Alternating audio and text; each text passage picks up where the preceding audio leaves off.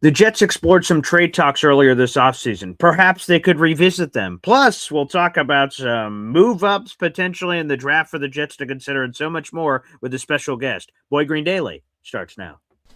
I'm going to lose my gosh-darn bananas. Boy Green Daily starts now. Zoinks! Boy Green Daily, Boy Green Daily, Boy Green Daily. Let's go!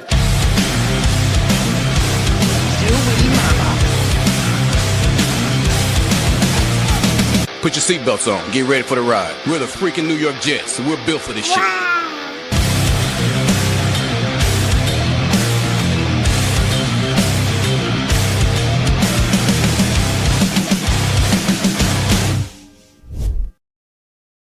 Hey, what's going on, everybody? I'm Paul Eston Jr., a.k.a. Boy Green. I'm the New York Jets digital reporter for Heavy.com. Welcome to Boy Green Daily, a daily New York Jets video show, also available wherever you get your podcast. If you're watching it on YouTube, make sure you guys like the video, hit subscribe. We do stream in multiple different destinations: Facebook, Twitter, YouTube.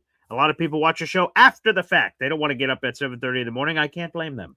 And then there's, of course, the audio-only listeners of the podcast, wherever you get your podcasts. Appreciate you no matter what. It is a Friday, so we're joined by a very special guest. You guys all know who he is. It's over my shoulder. The author of Beyond Broadway, Joe, the Super Bowl team that changed football, baby. Let's bring him in. It is B.O.B., Bob Lederer. To borrow a phrase, hey now. Yeah, see, there you go. That's well done. The fans really appreciate that one. It really revs the engine of the fan base. And I'll throw this out there to the fans. We have a YouTube poll up right now that we will reference with one of today's topics. And I want you guys to pick one or the other, and then I'll reverse explain this. It's like one of those movies. You see a flash at the beginning, and then they go into the movie, and then they come back to that. So we'll come back to this, but I want to get you guys voting on it right now. Pick one of these two scenarios. The Jets trade for Philadelphia Eagles backup quarterback Tanner McKee and let him battle it out with Geno Smith for the starting job this offseason, or we just give Geno the job and sign some random QB2. Which would you prefer of those two scenarios? We'll provide some more details on that here shortly, so feel free to get involved there on YouTube. Bob, let's go to, first off, Rich Cimini of ESPN. He joined the Saturday Huddle last Saturday with Gary Myers. And during that chat, he revealed that the Jets have explored some trade talks, but it was earlier this offseason, and then those talks died. I'm curious if perhaps the Jets could revisit said talks. Let's go to this again. This is from ESPN New York, Rich Cimini. A very quick clip, but effective nonetheless. So they looked into trading for guys like Tanner McKee and Davis Mills and guys like that, and Mac Jones. And those teams were asking for second-round picks for these guys. And so, with exorbitant prices. So, look. There you go. Again, very quick from Rich Cimini, but he said that the Jets attempted to call. We'll use Tanner McKee for our conversation. You mentioned a few quarterbacks there, but the Jets called the Eagles about Tanner McKee, and then they heard second-round pick, and they said, all right, never mind. Boop. And then they've moved on to other options. But now that the Eagles have acquired Andy Dalton, there's been some chatter that perhaps Tanner McKee could be more on the move and maybe at a more affordable price. I will spin the YouTube question to you, Bob Lederer. Because Nick Faria told us yesterday, our beat reporter from JetsXFactor.com, that he doesn't think it'll take a second-round pick. He says a third or fourth-round pick would do it. If you're the Jets, or just you, actually, Bob, let's not even pretend you're the Jets. It's you. You have the choice here. You could give up a third or fourth-round pick, acquire Tanner McKee, and then Tanner McKee and Geno Smith now battle it out for the QB1 job. Or would you say, no, I'm not giving up a third or fourth-round pick for Tanner McKee. All I'm going to do is sign whoever, insert random guy, and that will be my quarterback room for the offseason. I don't want to give up the asset. Which do you prefer? Well, as far as the third-round pick, my trade offer to Philadelphia is, hey, you can keep the third-round pick of ours that you already own. Ah, yeah, I like that. The guy you traded to us, he was worthless. You owe us big time. That's a good point. I like that. Or you can look at it and say, hey, we just got an extra fourth-round pick. So you can have that extra fourth-round pick. Frankly, I think Darren Muji is going to surprise all of us by what he does. I think it's going to come completely out of left field because that's the way he tends to operate. we had no inkling of his interest in, this defensive tackle from Cleveland, or this defensive, Sure. or this slot defensive back from Cincinnati. They just showed up, and our reaction in the community was, who? What? What for? Yeah. Right. So I think, and the fact that there really have been very few leaks, if any, coming out of the Jets camp, which is supposedly a feather in the cap of the management. Sure. But I just think Muji is going to do something that we're all not going to expect, and that means getting a quarterback from elsewhere. I think the fact that Philadelphia signed or got Dalton means that they don't have the greatest faith in the world in McKee. It seems pretty obvious. And if they're going to go into next season trying to win the NFL East, or the NFC East, and going beyond that, they want to have more insurance than just Tanner McKee. I think it's interesting that Carson Wentz went back to Minnesota, because I've seen some things this morning about J.J. McCarthy possibly. I have as well. I've heard that. Being available for the same amount. Minnesota may have looked at him last year and say, what we saw of him as the number 10 pick in the draft 2 years ago doesn't seem to have really, shown itself much here. They let him play the entire year. They didn't pull him in big situations or in big games. They stuck with him. And he went through what some people would call rookie problems. But other people would say, well, he didn't do the things that he was expected to do in, game management and throwing to the right receivers and in, just doing the basics. So, yeah, I'll go back to my original statement. I think Muji's going to do something that none of us expect. And so your overall answer, though, to the Tanner McKee thing on if... Well, maybe I'd give him a fourth. Maybe it seems to me those draft picks, even in the fourth round, if you draft well, picks in the fourth round are valuable. Sure. If you don't draft well, which is kind of sort of what the Jets' history is, but now that Muji and Glenn have a full year under their belts, and I'm sure they added scouts that they preferred out in the field and inside Florham Park headquarters, that they may have more confidence that they can do something in the fourth round. I think if McKee is not good enough to be the reliable backup in Philadelphia, why are you trading for him? What is he going to do? He's going to sit on the bench, because I think that, our starting quarterback is just going to play the whole year. I'm not necessarily expecting a tankathon, but I think he's the best of what they could have gotten. And so again, the backup, the only value of the backup is, what if the first guy gets hurt?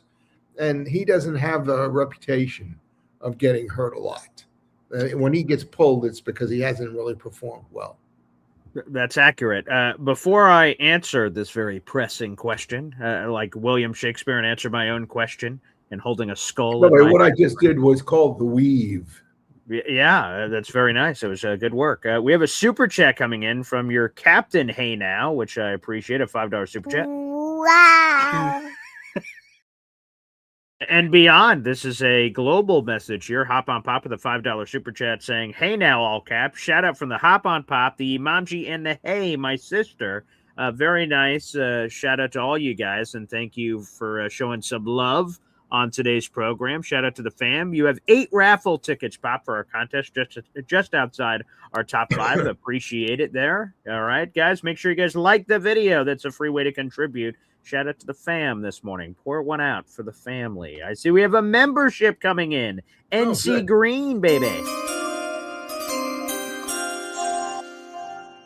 the way, your 4th raffle for this month is the membership that went to Mark Baylor 3101. You are now a member of the Boy Green Coffee Club. Shout out to NC Green. Keep that love coming, everybody. We'll show you our raffle ticket prizes in a little bit later this morning. But to answer that question, Bob, it's really a question for the Jets. I'm not giving up a third or fourth round pick. Let's say Nick Farias price is right. I'm not giving a third or fourth round pick up for McKee unless if I'm giving up that kind of price. Gino and this Tanner McKee are battling it out for the starting job. I'm not paying a third or fourth round price for a backup because I could just sign a random backup to be the QB2, or there's a lesser trade out there if I want to make a move where Darren Mucci has made moves before to add a guy to this room. If you want some young cat with upside, everyone keeps bringing up Will Levis potentially is that choice that they end up adding to the room. But that's the only way I do it. If the Jets would trade for Tanner McKee to be a backup, then a third or fourth round pick price makes absolutely no sense. He's in the last year of his rookie deal. He's only got this year left. So the only way to do and there's something else, and sorry to interrupt you. I'm going to try to do that. I'd like to think that whoever they bring in as the backup would also start to play a role as a backup to whoever we draft next year. Sure. And that would also mean helping the new kid come in and teach him the tools of the trade in the NFL. And I don't know if Tanner McKee is that sort of a player. I mean, I'm not saying that he wouldn't be interested in doing it or willing to do it, but really, how much advice could he impart to a kid who comes in if Tanner McKee has made all of 3 starts in the NFL? So 2. Okay, I overestimated his value that way. So, I mean, I think you're looking for a guy who's got a little bit more gray in his hair, and who's played in the league and he's been up and down and all around, and I don't think that's Tanner McKee. Yeah, and to answer this question, just to NY Jets fandom, I see this in here, not a random backup that might win the starting job. I think that's the other thing is if you look at the market right now, I don't think, with all due respect, there's anyone out there that would challenge Geno Smith for the starting job. There's no random guy out there right now that they could pick up that would challenge Geno Smith and say, oh boy, maybe this won't be Geno's job. That person doesn't exist right now. Now, in a trade, maybe again, Tanner McKee, again, if you gave up that price, I see, again, it's been 2 starts. I don't know what the hell Tanner McKee is. I don't even know if the Eagles know what the hell he is. So I'm not sure that he would even win the job, to be honest. But that's the only guy. There's only a small handful of guys they could acquire now at this stage of the offseason that would compete with Geno to be the guy. I just think that's sort of blunt. Yeah, I don't think he's the answer. He might have been a year ago when they were desperately looking for a quarterback who they could develop. Sure. But if the Eagles haven't been able to develop him, really, it's a huge question mark. Yeah, well, we don't know, right? We've only seen random preseason games, and he's started 2 games, and he's gone 1-1, and he's had some fine moments, but nothing that makes you think, oh, wow, this guy's clearly something. And they have Jalen Hurts, so I get it. Tanner McKee is never getting on the field there, so that would inspire a trade. Yeah, but Jalen Hurts, especially in that Philadelphia market, which is really rabid and it can be obnoxious with a lot of their players. Yeah.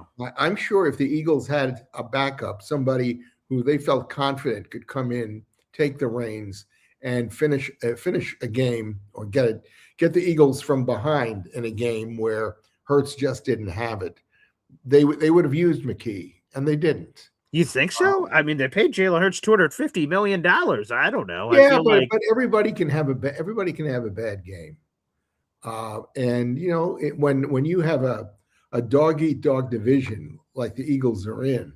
Yeah. Every game matters because at the end of the season, you want to have that wild card home game or that home game that takes you through the playoffs. That's true. But as soon as you open that door, like that door's open forever. If I bench Jalen Hurts at the end of a random game, say, hey, buddy, you just don't have it today. Tanner, let's go with you. The fan base, the media, everyone, every time Jalen Hurts struggles, it's going to be like, hey, is it time to bench him for Tanner McKee like you did before? Yeah. I just feel like you open up Pandora's box a little bit there. Yeah. But, in the end, it's, what's best for the team, not what's best for any particular player. And look, Philadelphia has problems with a number of their players these days. There's a lot of locker room. I don't know if it's dissension, but a lot of locker room bantering back and forth. A lot of drama. Yeah, a lot of drama. Thank you for the word. Perfect. Of word. course, I'm a wordsmith. That's sort of what I bring to the table. That's what you do. That's why you write every day, several times. That's true. Yep. That's I'm Scott's gift. exasperated just thinking of you doing that. Oh yeah, yeah. During free agency again, I think I said it here on the show, but I wrote 12 articles on free agency for the Jets in that one singular day. Plus, we had a bunch of newsletters. It's another job I do for Heavy that's behind the scenes. Plus, every time you came on and gave us a bulletin, Yeah, I don't think you were just working off the top of your head, right. From notes. I think you had some sort of semi-prepared script. Basically, yeah. Writing the article, all the information was flowing around in my noggin. So I said, I could just call upon it to do a quick video. It's basically, your book, right? We have that beautiful book over my shoulder, and you have an audio version available. I have a video version available of the article. I'm just spitting it at you instead of you reading it up and down, left to right. I know a lot of people, it's hard to read nowadays, but you should try it. Reading's fun. I'm an avid reader. And it's a very nice way to relax. Very much so. I enjoy reading. Reading is nice. I wish I had even more time for reading, but I enjoy the time that I have, certainly, for reading as well. Everybody, make sure you guys like the video, hit subscribe. I would say this. I said this on the YouTube short yesterday. I believe the Jets' ultimate fallback option at backup, if they scour the land and find nothing, they will go back to Tyrod Taylor and say, hey, old man, you want another shot? And he's the guy. And apparently, I wasn't aware of this previously, but Geno Smith and Tyrod Taylor are workout buddies during the offseason, so they're already friendly with one another. So phenomenal. So it sounds like that's already a perfect friendship. If the Jets have Tyrod could help him get up to date on the Jets offense. Although he wouldn't have any Frank Reich experience, I guess. True. So, yeah. True. So, but still, like he's been around the block, and it's good to have a Tyrod. And then I imagine the Jets are taking a risk. I don't think there's any doubt that Tyrod is the kind of guy who's willing to basically put his arm around a rookie. Oh, for sure. And help him. Right. Hey, the paycheck, can be very worthwhile to him, especially in that kind of a situation. Who knows? Maybe even Geno be willing to do that. Perhaps. I think that's going to be the room. It will be Geno, a veteran, could very well be Tyrod, and then a random rookie. Now, this random rookie could be Ty Simpson, or it could be just some random guy on day 3. We will see ultimately how the Jets feel about it. So what do you think about that? Because I think when the offseason began, Ty Simpson was basically in the oh no category, and more we're hearing, well, if he's still around with pick 33. That's it. I heard that on a podcast minutes before the show started. I was listening to a podcast and someone brought that very thing up. Yes. Yeah, I mean, look, he's either good enough to be drafted, to me, first round, second round, he's either good enough to be a player on your team of some impact or he's not. Yeah. So, if he is, if you can get him on the second round, great. Frankly, I think with all the talk, I think he's somehow going to slip into the first round, that somebody will, make a deal and move up. Or maybe he'll just be taken as a shot in the dark by, one of the better teams down the road. Well, maybe that's what's going to happen. Denver's backup quarterback this past year was not Stidham, was not exactly a house on fire. Yeah, he was great for that first drive in the AFC Championship game. I said, oh, my God, they're going to do it. They're going to take out the Patriots. This is phenomenal. And then he was terrible the rest of the game. Well, yeah, because how many swing passes can you throw? I guess that's a good point. So, yeah, he immediately fell into that category. But, Bob, a week ago, you brought this up, and now we're on the precipice of it. I was saying, hey, but, let's get 10 more subscribers. You're like, screw that. Let's get to 8,500. Let's go. Let's shoot for 8,500. We're 5 people away from 8,500. I told you. You did. So you're right, Bob. I started a newsletter in 1995. Okay. 0 subscribers. Oof. And I built it up over, the first 4 years. I built it to 500 people who were paying me several $100s a year. Wow. To read what moi had to say. So. Makes sense. Okay. It happened. So, hey, maybe it'll happen during the show, Bob, because you called it out last week. Maybe during this show, we'll reach over 8,500. That'd be spectacular. I want it to happen while I'm here. That would be cool. I want the streamers to come down by you. I'll see if I can develop some streamers here. That'd be great. So no matter where you're watching, we have a couple hundred people in the room. Again, you can subscribe to youtube.com/@ boygreen25, boygreen, BOYGREEN, the digits 25. Hit subscribe. We're 5 away from 8,500 subscribers. So yes, Come on, everybody, wake wake everybody up around you and say, "Hey guys, come on. Yeah, let's do 100%. it." Yeah, get some of your friends and family, as Philium likes to say. Subscribe, your wife, you're this, you're that. If they're not already, that'd be great. So feel free to do that. Bob, let's talk about this possibility because the draft is, I say 5 weeks away, but it's a little less than 5 weeks away, which is crazy. It's coming to us very, very quickly here, Bob. And there was a trade this week where the Dolphins are hitting the eject button on this entire season, and they traded away Jalen Waddle to the Denver Broncos. They pick ahead of the Jets. I imagine they're in the wide receiver category, and maybe some other teams are as well. Should the Jets get froggy, Bob Lederer, and trade up, use some of their assets to move up and go get one of those top flight pass catchers? I think they're going to have to. Again, I'm trying to think like a Muji would think.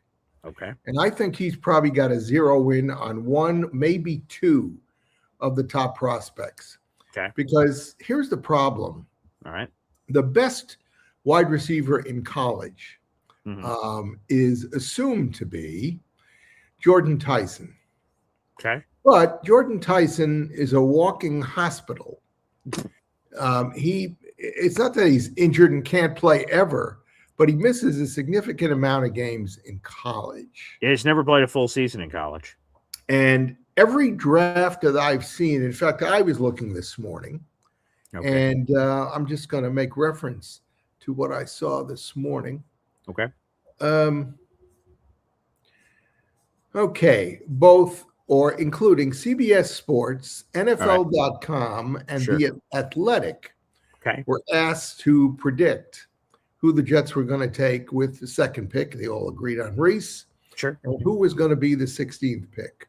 Okay. Jordan Tyson was the 16th pick in every one of those projections. Interesting. And each one of them also said that he's got a terrible injury history and the Jets are just going to have to bite the bullet. But after Miami made the trade this week, I looked at their depth chart for wide receiver. And it's full of who's on first, what's on second. I don't know who's playing third. A bunch of guys who you never heard of. Their lead receiver last year, if you take away the veterans that they've cut, was some guy who had 225 yards, in receptions last year. Now, let me go back to another thing that I noted this week. Okay. In the draft, according to what I saw from Daniel Jeremiah, there are apparently 3 or 4 teams all destined to pick a wide receiver before the Jets get to 16. Jeremiah has Cleveland taking Carnell Tate. Yep, makes sense. He has the Rams taking Mekhi Lemon 3 picks before the Jets. He has Baltimore taking Jordan Tyson 2 picks before the Jets. And then he has the Jets, if you want to say this, maybe it's not fair, maybe it's not right, taking or settling on Omar Cooper Jr. With the 16th pick. I think that Muji has probably got his eyes set on 1, maybe 2 of the top receivers, and I would think that Lemon is one of them. Okay. And so in order to do that, I think he may have to trade up. Now, he's only going to have to trade up 4 spots. If he can get ahead of the Rams, who again are 13, if he can trade into the 12th or the 11th spot, and this is where Professor Esden Jr. comes into this, because for them to move up 4 spots, how much extra draft capital would they have to trade, statistically, in order for them to do that? So if they traded up to 12 or they traded up to 11, what extra points would they need to come up with? Yeah, so the Jets' 16th overall pick is worth 1,000 points in the draft. The 12th overall pick is worth 1,200. The 11th overall pick is worth 1,250. So we're talking about 200 points to 250 points. 200 points is a middle of the third round pick value is what it would cost to move up. Obviously, the Jets don't have a third rounder, so they'd have to get creative. And then 250 is basically a near top of the third round pick. So it's a third. Long story short, to move up to either of those two slots is a third round value. So the Jets could dip into 2027 if they wanted to, perhaps. Maybe that would intrigue some teams that think that class is deeper. You could give up a third rounder in next year's draft to move up. Or you would have to just give up a combo platter of picks because the Jets have multiple fours. Do you dip into those potentially instead? So it would cost either a high third rounder or a mid third rounder to make that move. According to what do you think of my premise that he's probably going to zero in on one or two and thereby – make the tough decision? I think it would make sense that he wouldn't have all the wide receivers in the same bucket and that he'd have preferences. I'm curious, though. He seems not quite Joe Douglas line in the sand guy with trade values, but he sort of is that because that was Breece Hall last year. He said, hey, a third or nothing. Nothing. All right, I guess we're keeping him. So there was a little bit of that to him. I'm curious because they don't have that third. How do they operate? Like, here's one way they could do it and maybe do some pick swapping. The Jets could give up 16 and 44 to move up to 10, 11, 12, wherever, and then they get that other team's third round pick. Right. Yeah. So you sort of swap around, and maybe the Jets drop from 44. And then what Muji could do is when you get to pick 33, instead of taking whoever's there, you could trade back from 33 and make up whatever you lost in the trade up on the day before, if that makes sense. If I'm keeping up with everybody with all that, maybe there can be some maneuvering where you move up, move back, and then you end up either with the same amount of picks or a little better with all your maneuvering. That could totally be in play. Well, and the other thing that plays into this is that of the four guys that I mentioned, Mekhi Lemon is considered a slot receiver. Yes. Not a wide out. And are they more interested in a wide out than they are in a slot? I think they are. I think the wide receiver makes more sense to them, but who knows? But it just seemed to me, and you talked about it quite a bit already on the show, that their reluctance in the free agency area, to go get themselves a bona fide wide receiver, a veteran player, was a stick out, in their planning. Although you also said, and I give you credit for it, the veterans that are still out there, their asking price is probably going to come down considerably. And that may give the Jets an opportunity since I think you said yesterday, they have $58 million. They're still very seismic. They have a lot of money left. Yes. In cap space left, that they could still do something, although I don't think they want to expend, maybe they'll expend a third of it, on a wide receiver, but I don't think for a 1-year deal they would. So it might even be more like 20%.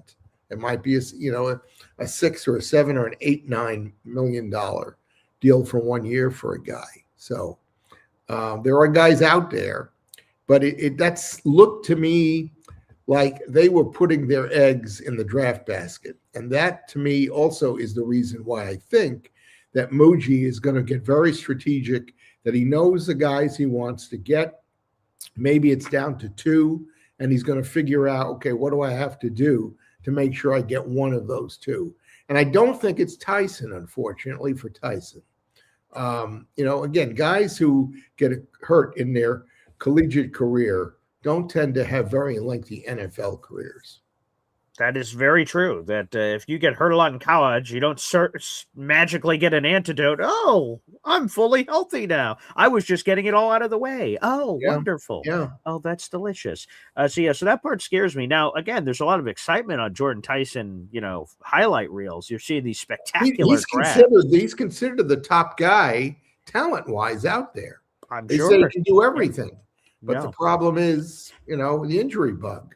Yeah, we have a bunch of comments coming in here. NC Green said he'd take Tyson at 16 if he's there. Again, will he be there? That's the big question, but appreciate NC Green's comment in here. I see Mark Sacchetti says, my Peruvian coffee is made. Ready for some BG time. Appreciate that, Mark Sacchetti, Espresso Club member. Wonderful action there.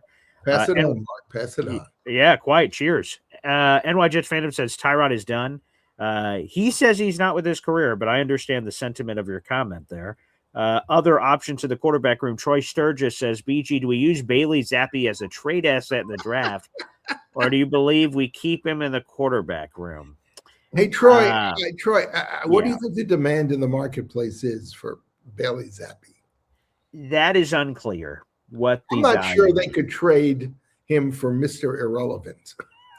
Yeah, that Troy, I'm not sure if he has any value whatsoever. But that's not to denigrate old Zappy Hour over here. But I think the most natural thing here is I believe Bailey Zappi will be a camp arm at a minimum, right? He's going to be on the team in training camp, and we have preseason games to fill. Somebody's got to throw it around, and it depends the construct of the room. If it is Geno Smith, Tyrod Taylor, Bailey Zappi, and a rookie for camp, right? I imagine Zappi's getting plenty of opportunities in the preseason. Tyrod historically has not played a lot in the preseason, so he would probably not play. I don't know how much the starters play. We have a very small sample size of AG, only 1 year to base off of how often he uses his starters in preseason games, so that's unclear. I'm not sure how much Geno would play. And then you have the rookie, who I'd imagine you'd probably want to get a lot of opportunity. So I think he is going to be a camp. Zappi's going to play on the practice squad next year. Yeah, and by the way, if that is, he's a fine player. He's had like 9 starts or something. Okay, he could do worse than Bailey Zappi. He was great for New England for about 3 or 4 games. Sure, yeah, he's a fine, run of the mill quarterback. He's better than some of the other things we've had in the quote unquote practice squad category. So I'm totally fine with Bailey Zappi being there. But that's all. You just have to be honest with yourself. That's sort of all. How serious do you think the Jets were in trying to get Wentz or trying to get Dalton? To be honest, I try to be honest, Johnny boy, that one was for you. Yeah, in all honesty, I think it's more media driven, to be honest.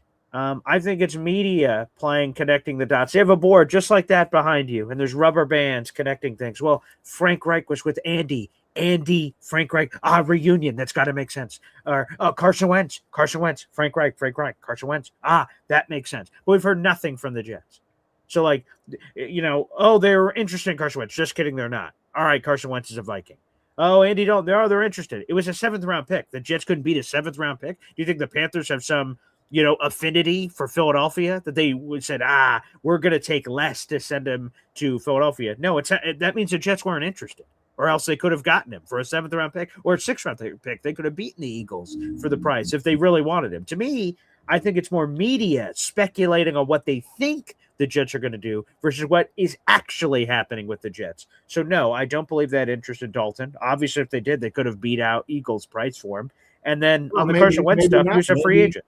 Maybe yes, maybe no. Maybe he would not be interested in going to a tail ender. Maybe he only wanted to go to a team that had a chance to, make hay.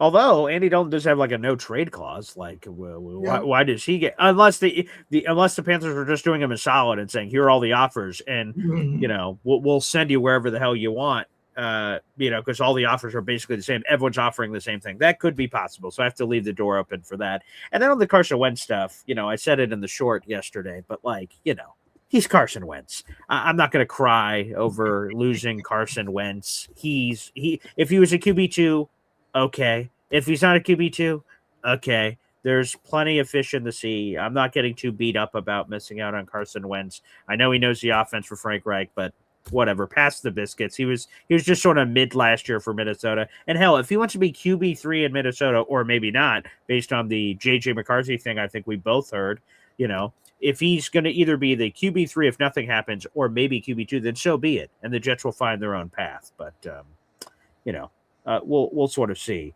what ends up happening there. I see NC Green brought this up. He says, if the Jets are going to draft Ty Simpson at 16, they would have brought in a guy like Andy Dalton to help him. I don't know if I make those same dot connections. Andy Dalton does not have a patent on being a veteran quarterback helping out young players. Like Tyrod could serve in that role. Whoever, there's a couple other old veterans. And they have a quarterback coach who has a history. So right, Bill Musgrave has known more football than anybody. He's been coaching for 30-something years. He's a former quarterback himself, so yeah, I don't know if the Dalton connection speaks to whether or not the Ty Simpson thing. I'm not sure if I connect those same dots. So, oh, okay. I didn't see this from Yankee says Connor Hughes hinted at a JJ McCarthy trade. I'll have to go back and see. I didn't see that anywhere. So Yankees 03252. If you have a link or something to that, drop that in the comments and I'll go check that out because I didn't see that anywhere. So let me know. Would you have any interest if that happened, Bob? Would you want JJ McCarthy? Wow. I would for a bag of beans. Like I But, semi liked him coming out of college. Like trade him with a sixth and get a seventh back, where we heard that before. Right. I'd be willing to give up a little more than that. If I gave up we have a late 5. I'd give up a late 5 for JJ to roundhouse kick the tires and that would, I think if you do that, that means no Ty Simpson.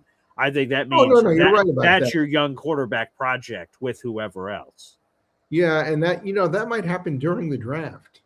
Could very well happen during the draft. If they don't pick Simpson, through the second round, and he's still on the board, or he gets picked, just before the Jets do have a pick or whatever, then you might see that the Jets have traded, a pick for JJ McCarthy. By the way, Troy has a quick, he wants to pong you back on here. All right, go ahead, Troy. Give me a right across the face. He says, Bob, you laugh now about my Bailey Zappi question, but did you believe we were getting anything for Justin Fields? It's a great follow-up. I didn't. And again, it's Muji working behind the curtain. Pay no attention to that man behind the curtain. He's busy making a trade that'll help the Jets. No, I give him, hey, if they'd gotten a bag of beans for him, I would have given him a lot of credit. Hey, by the way, I don't know if it was you, but somebody said it's going to be fascinating to see what Kansas City can do with Justin Fields. That's what I said. To see how bad, to understand just how badly the Jets screwed him up. Right. So we will see that. Here we go. Let's give this for you, Troy. Let's go. Jets. Jets. Yes, sir. Perfect. Good job. There you go. Our newest pass rusher, Joseph Asai, trying out a Jets chant for the first time. There you go, Troy. Way to go. Yeah, maybe we will have some Bailey Zappi. Troy, I would never insult you. I would never doubt anything you say, but we can have friendly disagreements between us. 100%. That is definitely possible to have disagreements. Alon, if you're still out there, we're still waiting to hear from you. You want to know what? Here's a sneaky reason, right? So I gather the topics every day for Boy Green Daily. Yeah, I won't lie. Part of picking this topic was that it was, I wrote a column about it, and there's some intrigue as the QB2 thing. But I did put a fishing rod. I put my fishing line out in the water, and I said, Lon is a Tanner McKee guy, and I'm like, come on, and I'm reeling. I'm like, oh, did I get a nipple? I did. So yeah, I did put this Tanner McKee line out in the water for Alon to see if he would nibble a little bit on the line, and I'd bring that fish back in the boat. So I have no idea what's happening with Alon. I haven't heard from him in some time, but I did throw that line out there in the water for him, but no nibble so far that I've seen, although I can miss it. If there's any place where Alon has been appreciated, it's here. Going from a guy just before I started showing up who was almost being voted off the island to somebody who was prominently every week saying things that were controversial, but obviously sparked a lot of attention and a lot of additional conversation. So, Alon, come back. That would be nice. So let's see if perhaps, yeah. Ooh. So okay, let me highlight this. So shout out to our boy Yankee here. All right, we're gonna get this. We said, oh, where'd you hear that? Where'd you hear that little nugget? So let's throw this up. So way to go, Boy Green Coffee Club. Way to go. Way to dig in and try to cook some stuff up here. So I'm gonna throw this up on the screen here. Let's give another shout out again to Yankee 03252. He says that Connor replied to my tweet. So also give your Twitter a shout out here. So this must be your Twitter. So let's hit this interesting rumor. Yes. Our fans of the Boy Green Coffee Club tweeted at Connor, I feel like this is a little nugget, the Carson Wentz signing. is a little nugget indicating that J.J. McCarthy may be traded. Connor Hughes with the eyes emoji. So maybe, possibly. Again, I liked him coming out of college. He was a fine player. We were involved in his landing in Minnesota. We traded with the Vikings to allow them to move up to secure J.J. McCarthy. So maybe it is, to your point, Bob, another trade in the middle of the draft. Maybe the Vikings draft a young player, and then you're like, oh, wow. And then immediately thereafter, we hear a trade announced. So, again, I'd be intrigued. And then that would guarantee that the Jets look towards 2027 for the long-term answer if J.J. doesn't. Yeah, and he'd be a one-year shot in the dark. Right. And like I said, I'd be willing to give up our 5th-round pick to see if he's nothing. All right, well, a 5th-round pick didn't work out. That would be the most expensive buy. Didn't we get an extra 5th? I know we got an extra 4th. We got an extra 4th and a 5th, but then we had previously moved some of our other picks. So that 5 is gone from a previous conversation. So that was actually, I believe, the swap with the Baltimore Ravens that kicked us back. That's why we don't have a 5th. Or we didn't until the comp pick, because the Tyler Barron trade, we traded a 5 and a 6 with the Ravens in last year's draft, and they said, cool, but in the next year's draft, we switch back. So we get your 5, you get our 6, and then we've since moved over a bunch of picks. So. I'm getting whiplash moving my head. As am I. It's Pong. It's the Adam Sandler Happy Gilmore when he's hitting the final shot. We need to come up with a nickname for Muji, given all the moves he likes to make. I've seen magician. Someone had some nickname that I'm now butchering, but someone had something for sure. But yes. So let's try to get some nicknames for the old moodster out there in the audience. That'd be nice. I see we have a member super chat from NC Green. Let's highlight this. By the way, a member for 23 months. That's one of the longest running members here on this YouTube channel. Wow.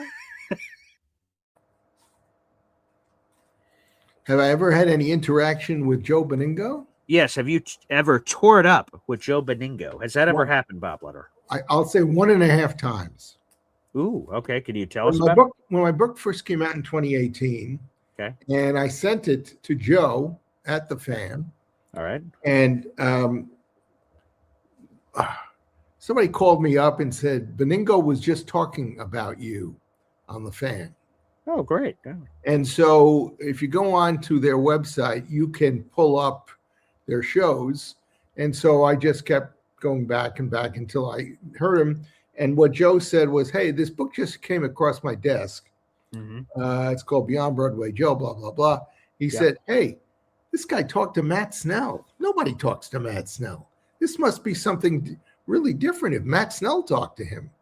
Mm-hmm. So I immediately contacted the producers. Mm-hmm. And they had me on the show the next week. And we had a nice conversation for about 10 minutes about it. Because, Joe goes back just about as far as I do. I think he might be a year older than me. Yeah, let me see. So I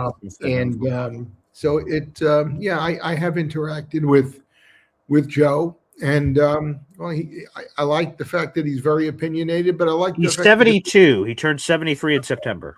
So I got him, and I'm going to pass him in exactly a month. I will. Nice. A year older. Nice. Good. But he's I think he's very well thought out in the opinions he does express. So I take him seriously. I think he knows his stuff, and he pays attention to what's really going on. So yes, I have, quote unquote, torn it up with Joe Beningo. Using the latest lingo, Bob Lederer. That's what I'm talking about here with this show. That is terrific. All right, let's keep going through some of your questions and comments. We'll also open up the phone lines here in just a little bit. Good morning, your boy Philly Noodles here. Professor Doodles is in the chat. Love that. People are still also looking for a lawn. It's sort of like Where's Waldo? That's happening in our comments section. So very much appreciate that. I can't say. Oh, well, I will highlight this real quick. The Scottish Jet says, hello. If the Vikings can't get J.J. McCarthy to work, I do not fancy our chances. Better to bring back Zach Wilson. I will not on Zach Wilson, but I will do the touche on if Kevin O'Connell, Justin Jefferson, and all this Vikings action can't get J.J. McCarthy to work. We are pretty arrogant to think it could work with us. But again, the difference is that the Vikings spent the 10th overall pick on J.J. McCarthy. In my scenario, we give up a 5th round pick. So our investment cost opportunity is slightly different. So that I feel better about just roundhouse kicking the tires. And it's the sort of tangential thing that's happening here because of JJ. Again, I believe if you traded for JJ, let's say it happened today, you trade for JJ McCarthy, you're not drafting Ty Simpson or, quite frankly, any young quarterback in the draft if you make the JJ McCarthy move. I think that eliminates you from that. I'd be surprised if the Jets had him. Yeah, I'd be surprised. I'd be shocked. But if if the kid from Alabama falls in your lap in the 4th round or something, you say, oh, well, hey, he's been highly rated. Yeah, if we decide we're going to sit him on the bench for a year and not do anything with him as far as a regular season game, what do we got to lose? He's a much more higher rated prospect at this point in the draft than anybody else we could pick. And for sure, the need. So, who knows?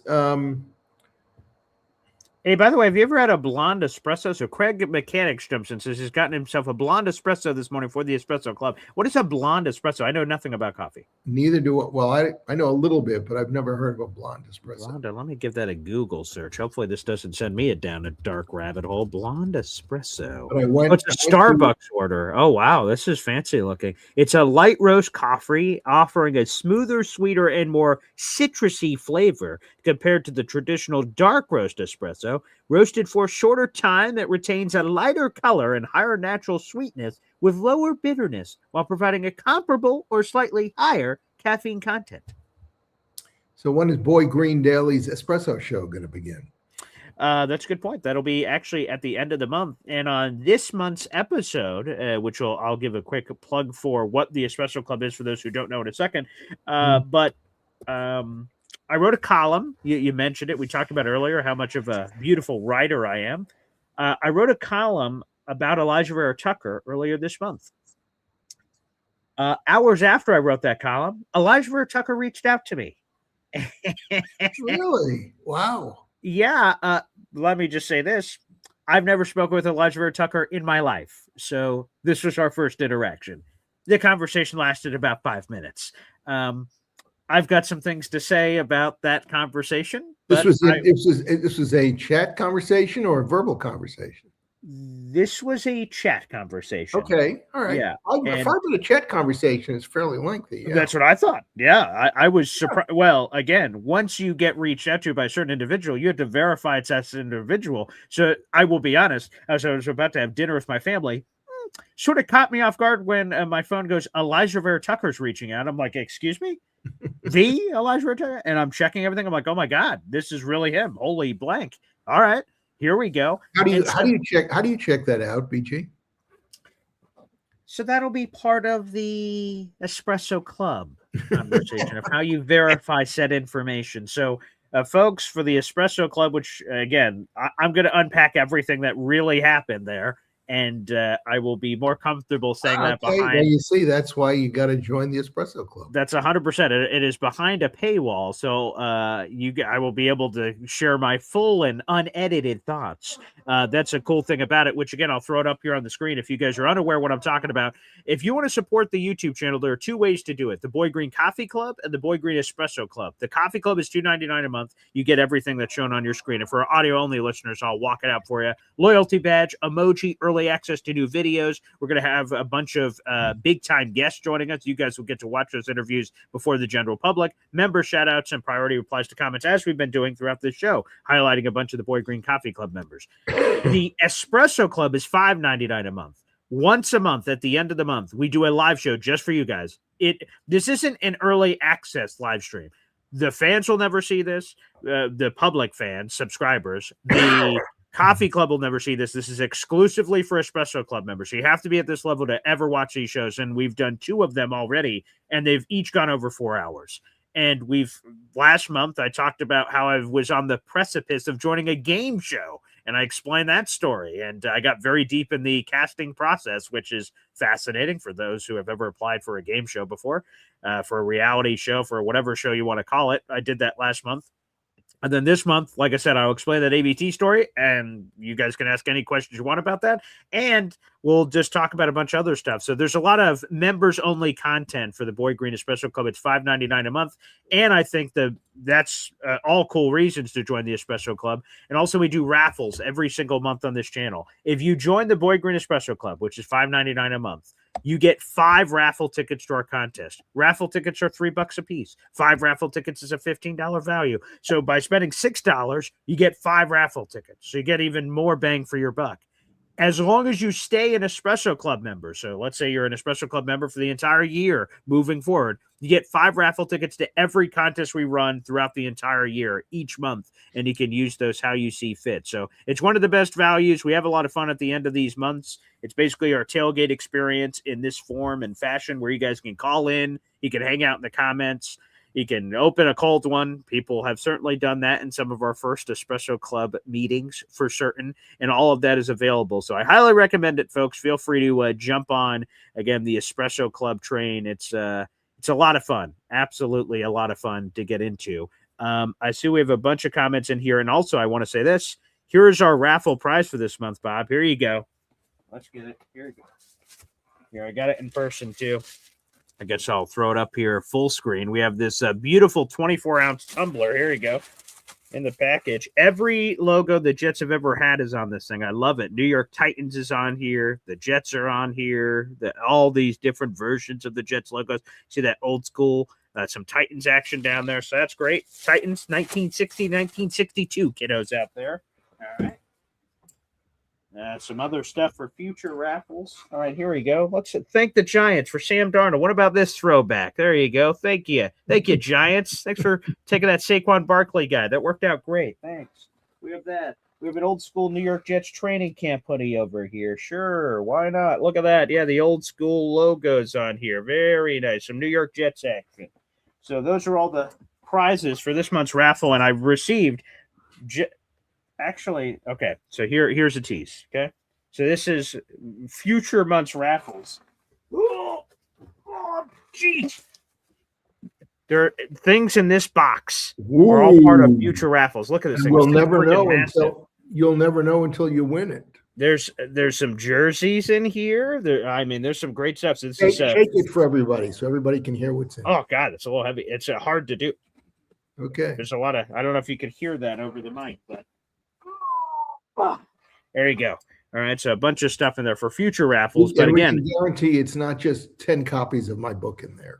I can confirm. I don't think I would have been able to. I try to work out as much as I can, but I don't think I would have been able to flex with the way, the amount of literature. You show the Darnold sweatshirt.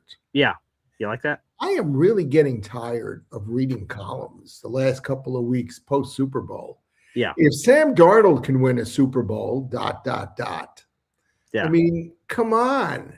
The guy had a good year in Minnesota 2 years ago, and he had a good year in Seattle this year. Why do you have to denigrate, Sam Darnold as a quarterback? Now, admittedly, he's not Johnny Unitas. He's not Joe Namath. He's not one of the all-time greats, but he's a very good NFL quarterback. Mm-hmm. So I'm really tired of the subtle or not so subtle put downs, of a guy that just won a Super Bowl. I think it's really a cheap shot. Yeah, there has been a lot of that noise out there. And I would also, oh, come on, people. Dave Brigham says, Paul's fortunate he has gotten injured since contact with ABT has occurred. Come on, people. That's not nice. That's not nice. I didn't make any of those jokes to ABT. No, but your conversation you told him how not to get injured. I'm sure he'll take my advice. I'm sure he will heed it. He will. So NY Jets Fandom says, we need to have a show where Paul drinks his first cup of coffee. We would have, I've never drank coffee in my life, hot, cold, or anything in between. Wow. Never have had a sip in my entire life. Wow. Something seismic has to happen for me to try coffee for the first time. Like, I'm just not just going to try it on a random. Well, how old were you when you had your first alcoholic beverage? 21. Okay. And so does your dad drink coffee? He does drink coffee. My parents drink a ton of coffee. Drink coffee every morning. And I would tell you that on the drinking thing, so this is probably going to sound super lame, but you're not supposed to drink till you're 21. And I thought in my head growing up that meant something like, wow, if you reach 21, you could drink. And I felt like if you just broke, you broke the seal and just drank whatever you want, then 21 means nothing. And what's the point? So I thought to myself, like, why would I blow that for myself? I want to wait till I'm 21 and do it in this magical way. And that's going to be great. So like all the wonderful things in life that you're not supposed to do until a certain thing in your life happens. Yes. Well, that could be a different direction. But the point is that for my 21st birthday, me and my dad flew out to Baltimore and did a bunch of stuff. And we went to a bar or at some restaurant, Hard Rock, maybe it was. And then my dad's like, here's your first one. I'm like, sweet. Knock 'em back, baby. I took a sip and I went, this tastes like piss. I was like, God, this is disgusting. I'm like, wow, I waited my entire life for this. This is what I've been missing, And then I hear people all the time say, well, it's an acquired taste. I don't know when I'm going to acquire the taste for piss. So yikes. Now, so really the only alcoholic drink that I really enjoy that I have, and not even frequently, it's like a once a year thing, is in New Orleans. They call this the most powerful drink out there. So that's the influence of my parents. They go to Mardi Gras all the time, once a year. And they have hand grenades down there. And you can ship the mix anywhere in the world. You can just pay the money and get it. And I've had a hand grenade before. And that's a tasty drink that can make could have me making some bad decisions. So that one gets me. But that's it. I don't really, beyond that, I don't. I'm not much of an alcohol imbiber either. Yeah, so I don't. But again, for me to do the first cup of coffee, like, it's got to be something seismic. We got to be like, I don't even know what people would have to give it would have to be a big thing. Like, we'd have to like raise a bunch of memberships or something, do something cool. I don't know. We'd have to think about it. Yeah, if you gain 1,000 new subscribers within the next 6 months, how about this? You will get drunk. Wow, Jesus. Here's the thing. When I reach 10,000 subscribers, I'll drink a cup of coffee or sip it or whatever, or I don't know. Like, we're closing in. Let me hit the refresh button, see how close we are to 8,500. Let's see if the needle's been moved at all. It hasn't. We're still 5 away, but we're 5 subscribers away from 8,500. This goal I had was to get to 10,000. I thought that'd be a super cool number. So we're whatever that is, 1,500 and change away.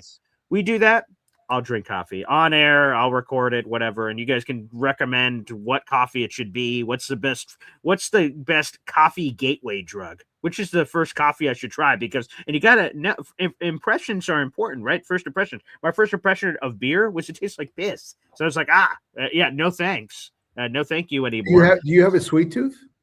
No, I don't. Okay. Because I'm made fun of because I just put a lot of sweetener in my coffee. I don't really like coffee except if it's really sweet. Yeah. Now, I'm normally just I've never tried plain coffee I've tried no coffee, nothing, zip and pip. I've never had a lick of coffee in my life. Now, I'm normally a cold drinker. I like, even around winter, I don't like, hot cocoa. I'm not that kind of guy. So I assume that the coffee of choice should be cold, I guess, but I don't even know if that's really true. During the summer. Iced coffee is good during the summer. Okay, so people out there in the audience, again, once you reach 10,000, we'll do it. It'll be some big celebration thing, and then you guys can tell me what's 8,500 or bust. Right. Yeah, 5 away, people. 5 away. We'll see if we can. Come on, everybody. This is the test of the day. Yes, very much so. All right, folks, here's what we're going to do. We have a little less than an hour left in the program. We're going to had a few audibles at the line of scrimmage on a couple of interviews that were scheduled that we have to move around. So we'll open up the phone lines and we'll take as many of your phone calls as possible. I see real quick we have a super chat coming in from Ace of Spade. Let's get that in. Wow. That could be Ace of Spade, $2 super chat saying Alon once said he's an NFL consultant of some sort. Maybe that's why he's gone off the map, because whenever he explained it last time, whatever NFL consulting or NFL related role that he had to like disappear off the map and couldn't interact with shows. And he didn't for a large period of time. So maybe it's another one of those things. I'm unclear. Maybe he's in the pre-draft, stage of assistance for somebody. Sure. Yeah, that makes a lot of sense. So appreciate that. By the way, Ace of Spade, you're officially on the board with a raffle ticket for our contest this month, which we appreciate. We just highlighted it just a few minutes ago. So thank you. So here's what we will do. We will open up the phone lines. We'll take as many callers as possible. We'll have a good chunk of at least like 40, 45 minutes of calls we'll take before we sign off. So hang on tight, folks. We'll be right back after this. 1, 2, 3. Whoa! Boy Green, Buzzing Daily, Buzzing Daily, Buzzing Daily. Talking Jets football, man. Boy Green, Buzzing Daily, Buzzing Daily, Buzzing Daily. The New York Jets Football Club. Offense, defense, special teams, watch Jets football with Boy Green. Everyone, J-E-T-S, Jets, Jets. Boy Green, Buzzing Daily, Buzzing Daily, Buzzing Daily. Talking Jets football, man. Boy Green, Buzzing Daily, Buzzing Daily, Buzzing Daily.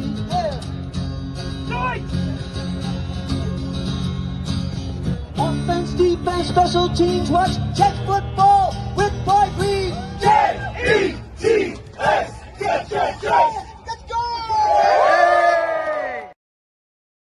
There you go. That's the Hepster from our live tailgate. We'll have another tailgate this year. The Jets actually just called me yesterday. So more good news to come on the tailgate. We'll have more information on that to come here in the near future. NY Jets Fandom says he was 21 too when he had his first drink, was occupied playing sports. Yes, I played sports through till 21 as well. So yes, so maybe that was it. I didn't even think about that, but maybe that's part of it, I guess.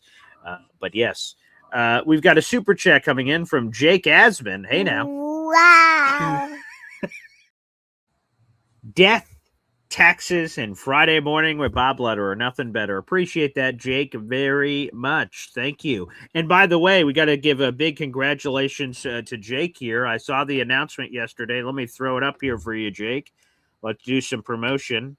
Where is this? Okay, here it is. Here we go. Let's throw this up on the board. Congratulations, Jake Asman, Rich Samini, and Brandon Tierney. They're having a brand new Jet show. So let me highlight this up for Jake. I saw this yesterday, and exciting news. A new Jet show has entered the Octagon here, Bob. They announced this yesterday. It'll be streaming live on YouTube. It's a new Jet show called The Jets Collective. The first show will be coming out Tuesday at 7 o'clock.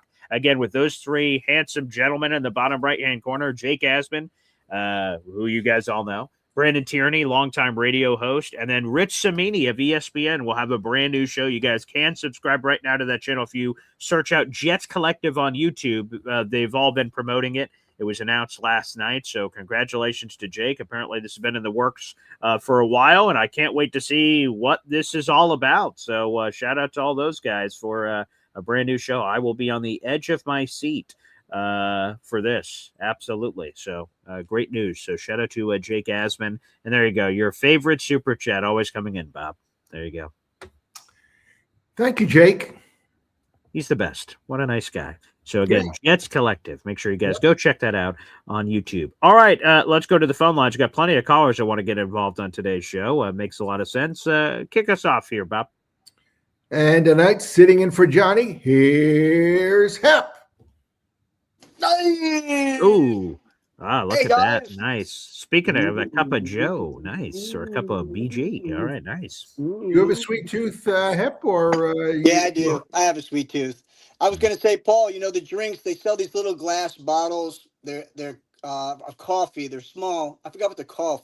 I think yeah. Well, it tastes like a milkshake, really. I like those. I like. Yeah, those. if you were going to get into coffee, that might be a good thing for you because it doesn't taste really anything. Starbucks. Yeah, like a Starbucks little glass jar, and it tastes like a milkshake, kind of. All right, 10,000 subscribers. Maybe that'll be my first one. You should get one, and you should do it on the air with us next Friday. Oh my God, he'd be so amped up. He's already amped up. That's what people say. Every time I have like any intro, like on a show, like they're like, all right, let's welcome in Paul Eston tonight. And I'm like, hey, everybody. I come sit down, they're like, wow, how much coffee did you have? And I say I've never had coffee. So Hep, I want to see him chug it. Yeah, Oh, wow. yeah. Well, you can chug those. They're very tasty, actually. Yeah, Yeah. they are. They are. So this is my crazy take, my draft picks. Okay. First of all, I'm getting nervous. I'm hearing Mel Kiper talk about Jeremiah Love in the same sentence as Emmett Smith, and Wow. I don't think we can afford to pass on Emmett Smith in the draft. So Right. this is my take. Trade back to the Titans and just pick up the 3. Don't get greedy. Just get the 3. Yeah. Then we draft Love at 5. Then we draft Ty Simpson at 16. And you're gonna say I'm crazy, right? Oh, wait a minute. How you? Oh, you want to trade back from 2 to 5? 2 to 5, just to get the 3rd back. Not get greedy. Make it palatable. Okay. So they'll do it. And you don't think the Titans or Cardinals would take Jeremiah Love? Not at 2. I think they would probably go for one of the big Okay. guys. And then I would get Love at 5.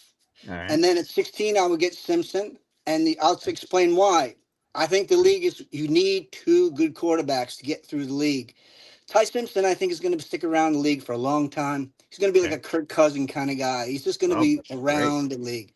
And I would even put him as our number 2 right now. Let him play. Let him get the experience, because that's not my number 1 quarterback. My number 1 quarterback is next year. Okay. Ty Simpson is going to be a really good backup quarterback to have in the gun.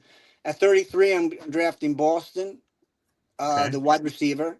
Denzel Boston. Yep. Okay. And 44, I'm going to get the best corner or guard available, and then I'm going to trade for Thibodeau to make up for not having Reese in the first round.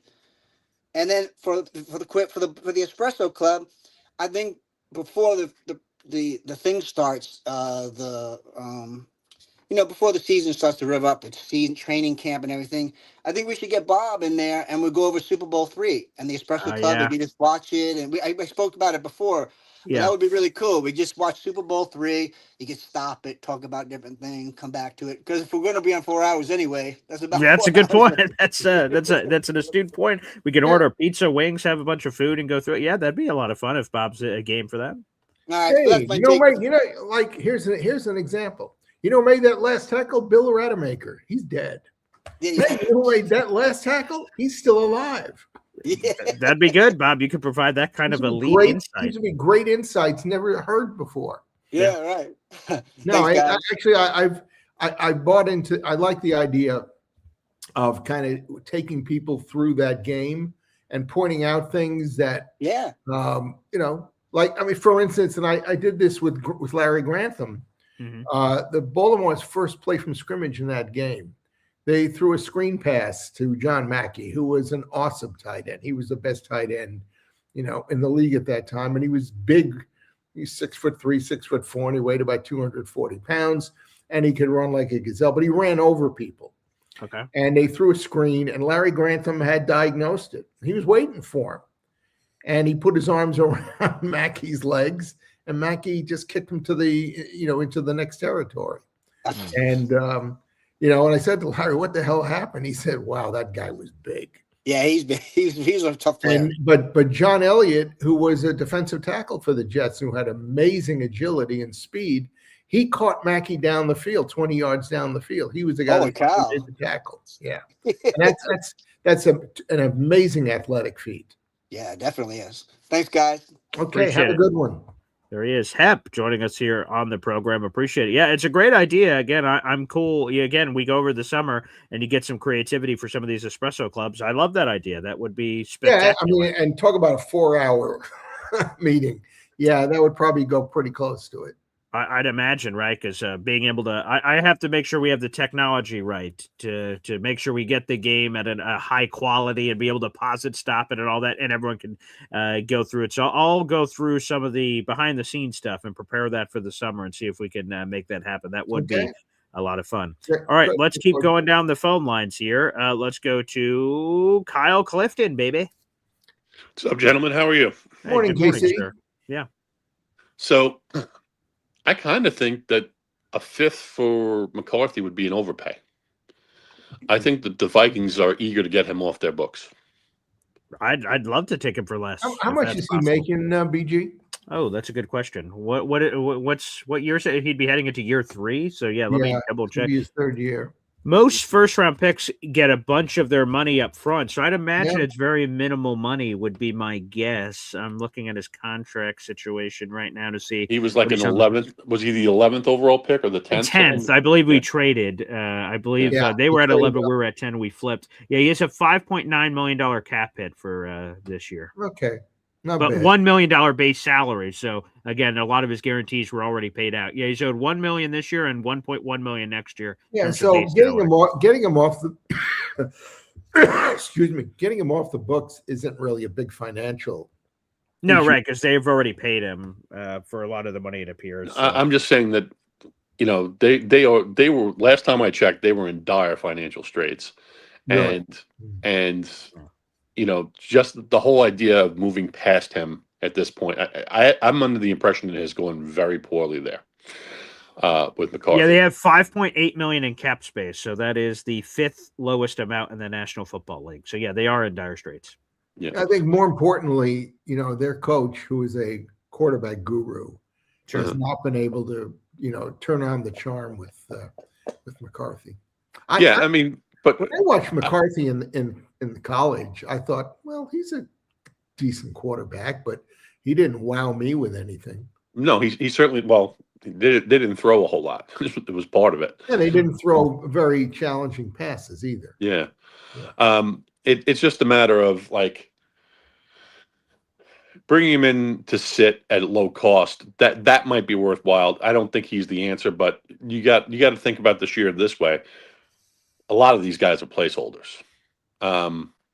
Gino's a placeholder. Like Sure. DeMario was a placeholder. Like there are guys that are not going to be here. Well, so what's the role that McCarthy would play? He would be backup.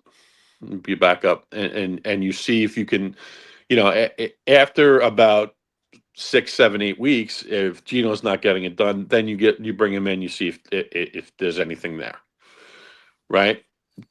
I wouldn't hate that if that is how that sort of played out. If you're looking at our QB2 options right now, I don't hate that as a possibility. Yeah, I mean, but the cost would have to be minimal, right? Like to make it worth our while. Like otherwise, I don't think he's going anywhere. Like I can't. I would struggle to find a destination for him unless the Vikings just say we're done and they're washing their hands of him.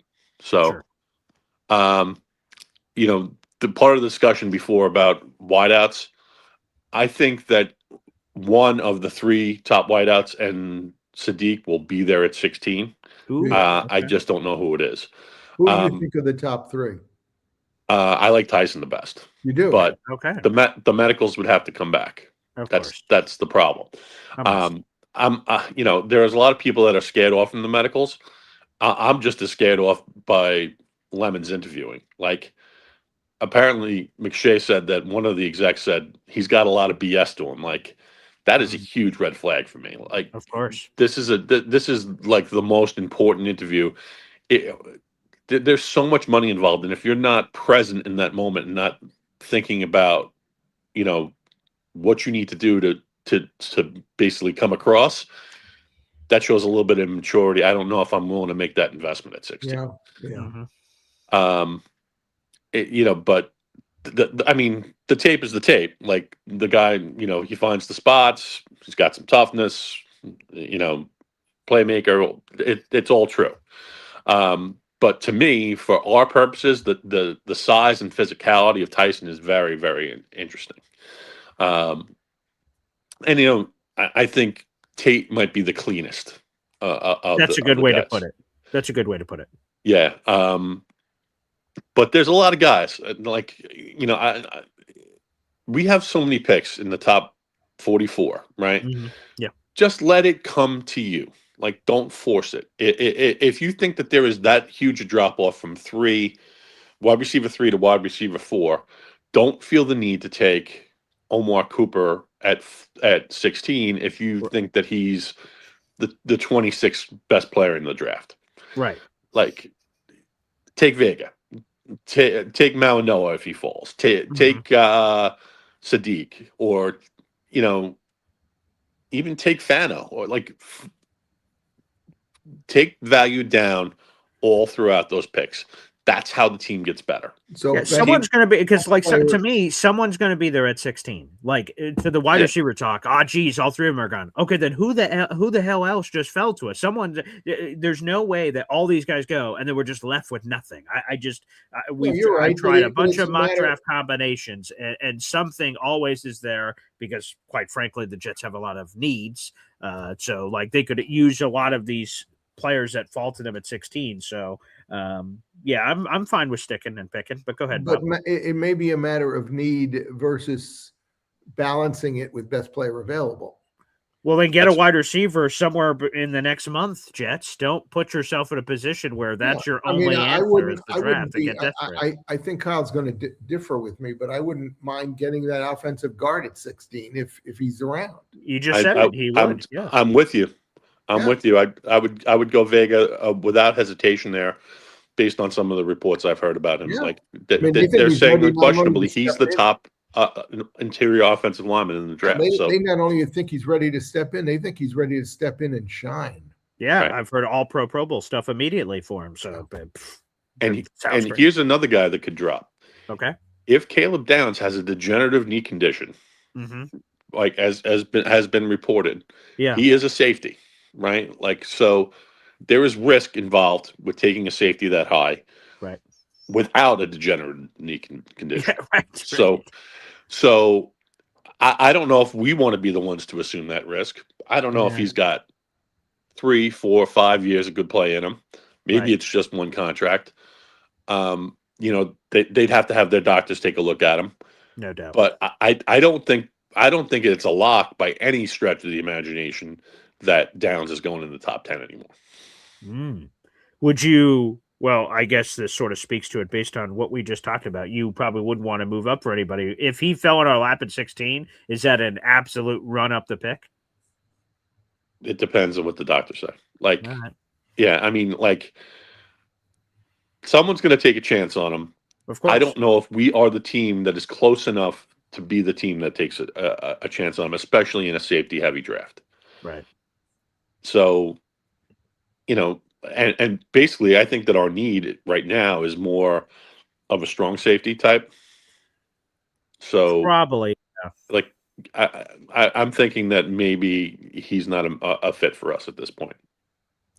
But I'm very eager to get on with this draft.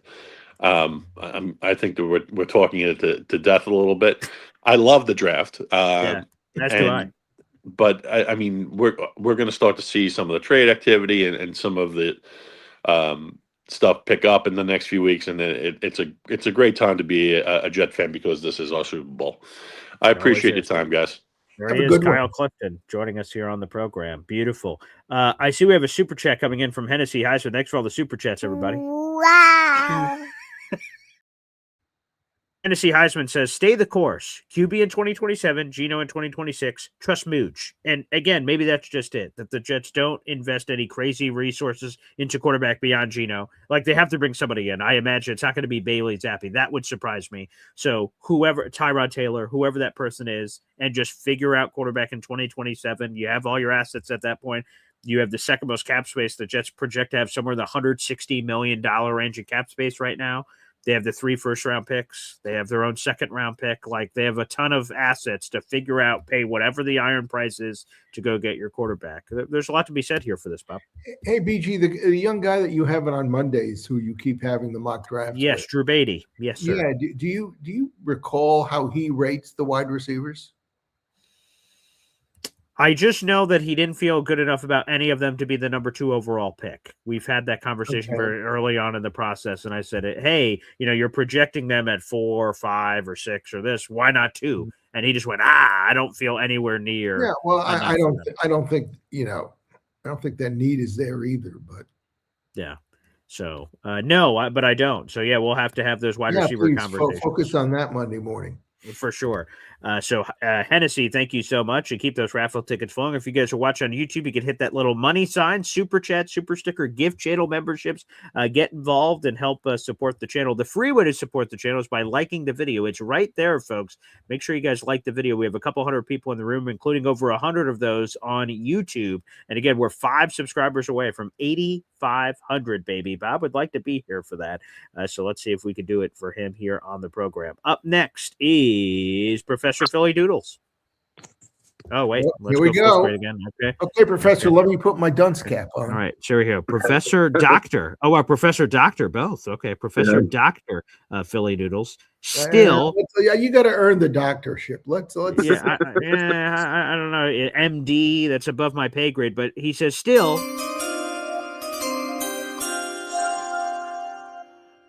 Love that to the bit. Coffee is the best addiction next to being a Jets fan. Wow. Okay, if BG has had any cake or Pepsi products, Coke or I see now. Yeah. Okay, Professor, I think you're going to lose your doctorship because I can speak definitively to that.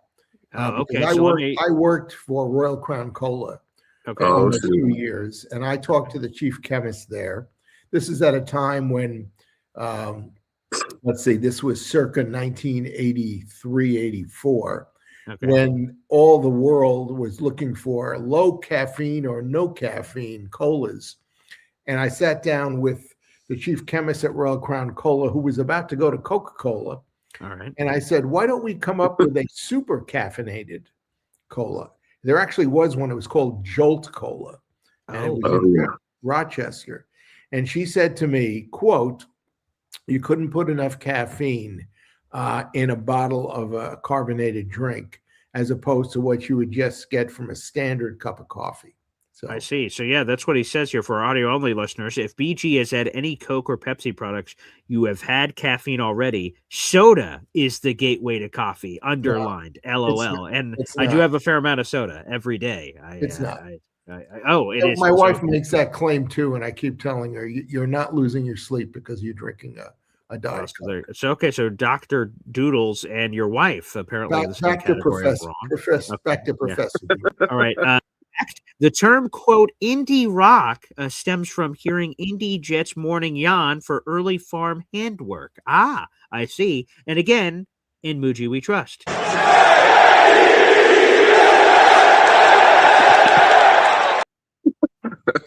Wow. I wondered if your arm was getting tired holding that up. Yeah, I was about to say, because, Bob told the story in the middle of that. But good board work there. That's what we look for at the combine. Hey, let's attack the whiteboard here. And then you sort of like, okay, wow. So I've been very impressed. Good morning, gentlemen. Dr. Philly Doodles. Good morning, Dr. Doodles.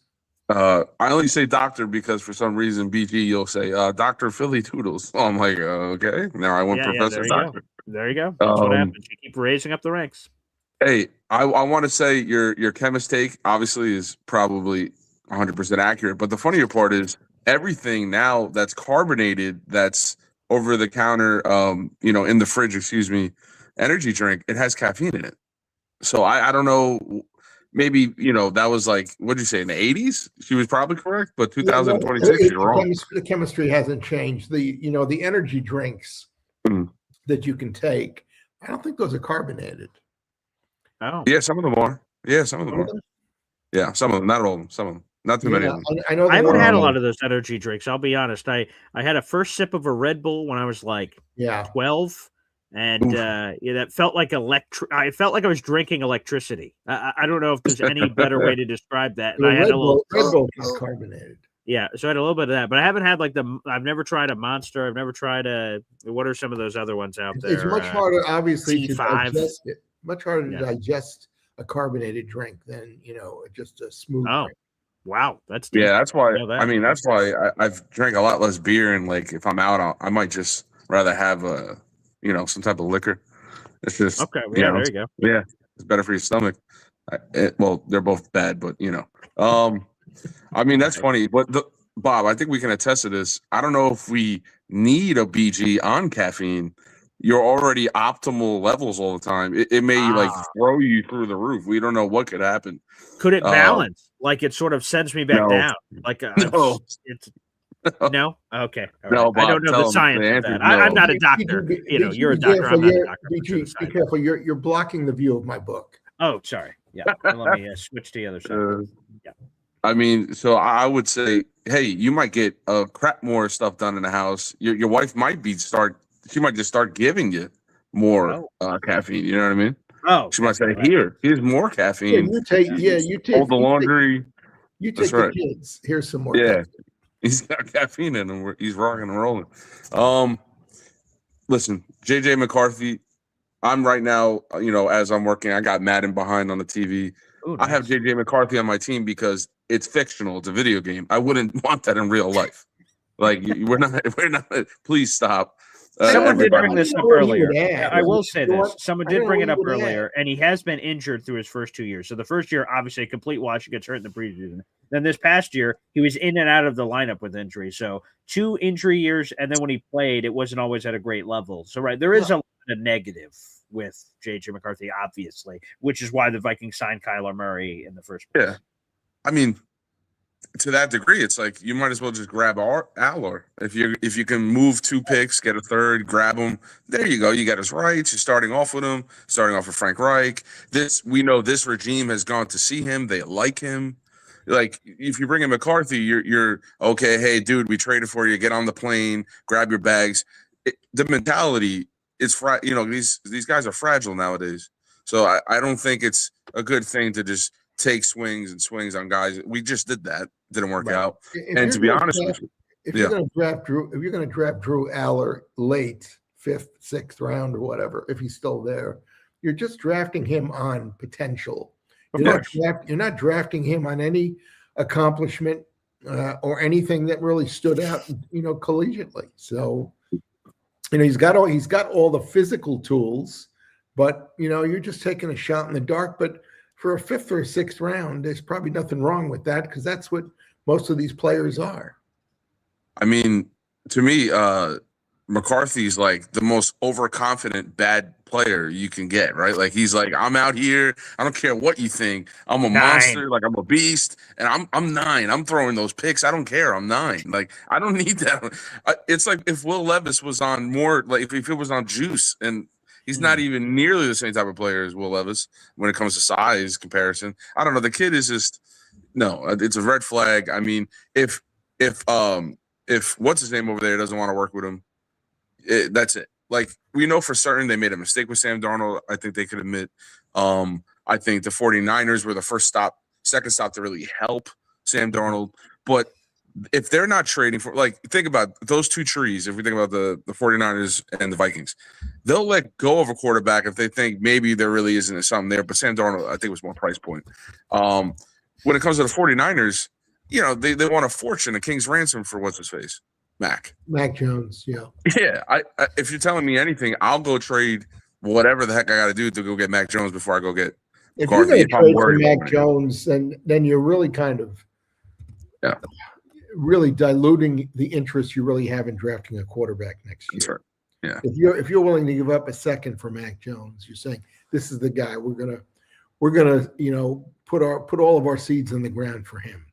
Yeah, I'm not saying to do that. I just don't see what there's a definitive role for a backup quarterback this year. I don't know what J.J. McCarthy brings that really fits that role.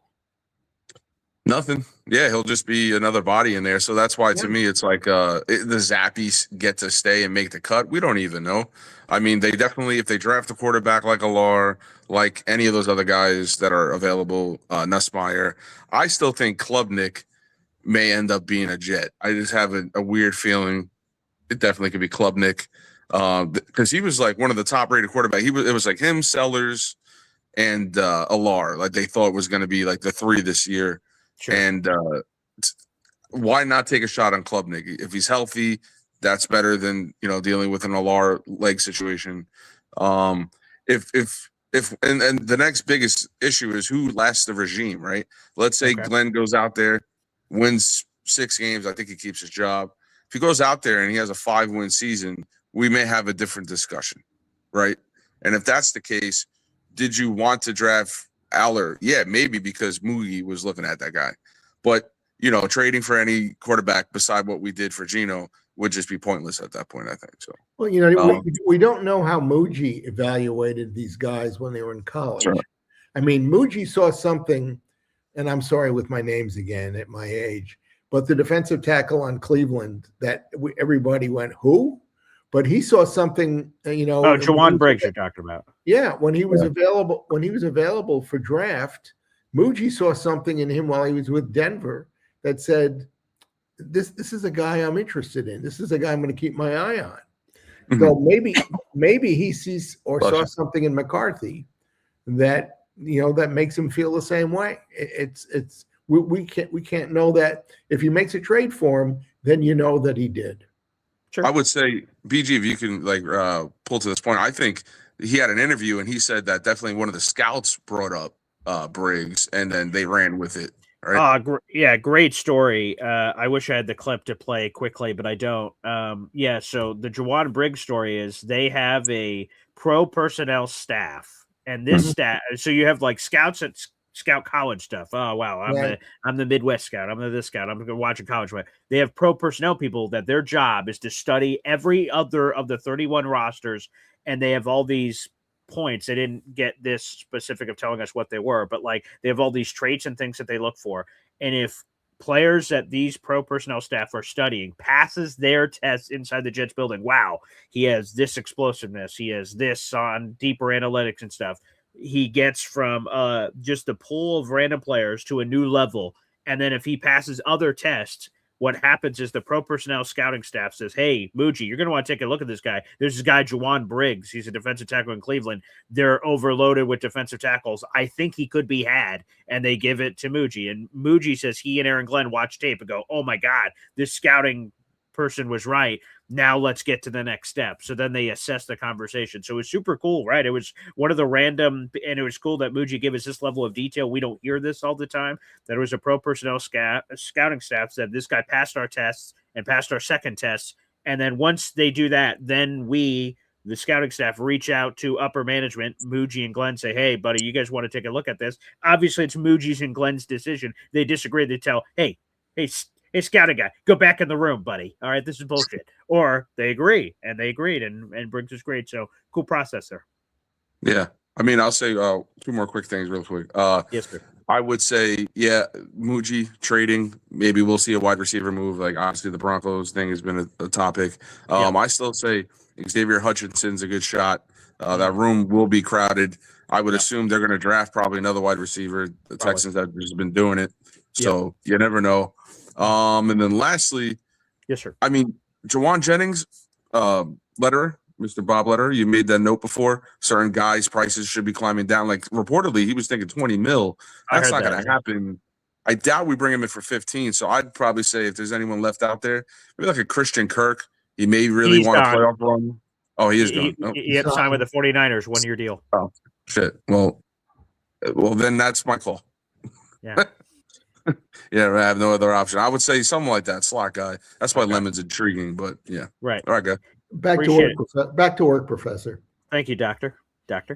We have plenty of other callers. We'll get to everybody here before we sign off on the show. Up next is Lou B, Super Jets fan. Good morning, guys. Good morning. Hello, Lou B. How you doing? Some great gear, by the way. Great gear going on today. Thank you. Hey, Lou B, are you still seriously looking at opening a kosher restaurant? Is that what I heard a couple of weeks ago? Yeah. So in Port Washington, Long Island, I'm building something called the Beacon. It was a 100-year-old theater that was built in 1926, Bob, and it turned into a movie theater many years ago, and it's been vacant for about 10 years. So I've been in my second year of construction basically right now, and we're building a second kitchen, which is the kosher kitchen. It would have to be separate. Yeah, it is a yes, we've had rabbis there and whatnot, went through every detail of it. Wasn't not something I knew about, but we're building a second kitchen. So that's any questions, I'm here. Thank you, Bob. I will link up with you. I'm going to be doing because it's an interesting and Port Washington's a good place to put it too. It's Sands Point, home of the Gatsby, home of the real Gatsby. Oh, if you've nice, ever seen the movie The Gatsby, that's Kings Point, and there's a Long Island Railroad stop right on the corner, so it's pretty incredible. Perfect. Thank you for asking. Appreciate that. Okay. Today's a big day for me. I am in the Asmaniac Madness versus JJ. And I think every coffee club person knows how dedicated I am to this channel. And I appreciate everyone jumping in. And Dave Briga is going against Tommy OG today as well. Oh, wow. On the first show. And busy day. Okay. I asked for your vote. But back to football, that end of football. I think if we had pick 2 and pick 2A or pick 2 and 2B, whatever you want to call it, we'd be so excited, right? Because we'd be able to take 2 of these guys. We're talking about this one. We're talking about that one.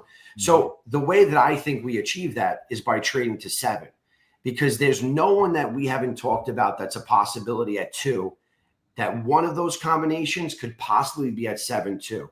And as you know, that I completely believe that Breece Hall doesn't want to be on the team. And I think that the Commanders do need a running back.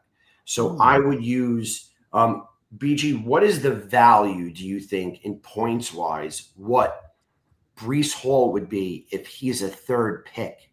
I see what you're saying now. So my point is to use Breece Hall in the trade to 7.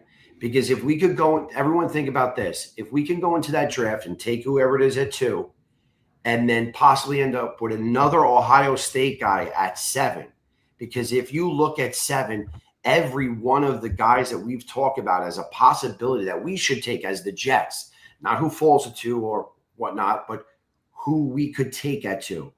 Think about this. There's a possible Carnell Tate there. There's a possible Caleb Downs there.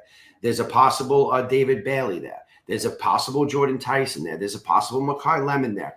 There's a possible Vega there. There's so many options at 7 that we have talked about as our 2. And obviously, I study this draft every single day.